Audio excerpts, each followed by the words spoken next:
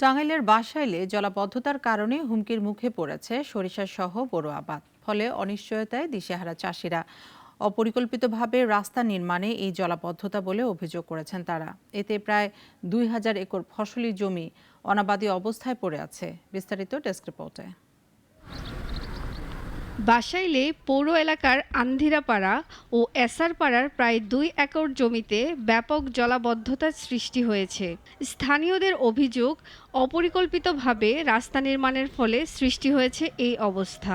একই কারণে গত বর্ষাতেও নদীর বাঁধ ভেঙে পানি ঢুকেছে। এসব এলাকায় প্রচুর সরিষার আবাদ হলেও পানি থাকায় এবার সরিষা লাগাতে পারেননি চাষিরা। কোথাও কোথাও কোমর সমান পানি থাকায় আমনের ফলনও হয়নি। আমরা শস্য বুনা হারতাছি না, শস্য মেরে গেল, আমন ধানে মেরে গেছে, ইরি ধানের ঝুঁকিপূর্ণ আছে। আমনের আবাদ করতে না, শস্য আবাদ করা পারতেছি না।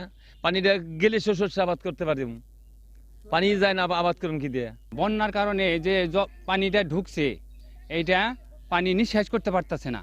এখন যে পানিটা আসছে নদীর পার ডুববে একবারে পরিপূর্ণ বেশ হয়ে যায়। কৃষকরা বলছেন জলাবদ্ধতার কারণে বুড়ো আবাদ নিয়ে শঙ্কায় আছেন তারা। প্রশাসনকে বারংবার জানিয়েও সমাধান পাননি তারা। এখানে পানি যদি একবার ঢুকে বের হওয়ার মতো কোনো রাস্তা নাই।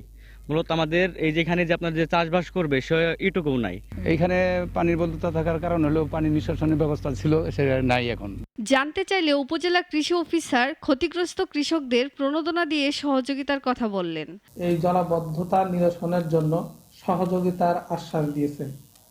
আশা করছি কৃষি বিভাগের এই প্রণোদনা পুনর্বাসনের কার্যক্রমের সহযোগিতা এবং উপজেলা প্রশাসনের সার্বিক সহযোগিতায় বাঁধ মেরামত সহ এই জলাবদ্ধতা নিরসন করা খুব সহজেই। দ্রুত পানি নিষ্কাশন ও কালভার্ট সহ ব্রিজ নির্মাণের দাবি জানিয়েছেন স্থানীয়রা। সুলতানা মরিয়ম, নাগরিক। ২৫০টিরও বেশি ডিজাইন অপশন নিয়ে ওয়ালটন স্মার্ট ফ্রিজ, বোঝে আপনার প্রয়োজন।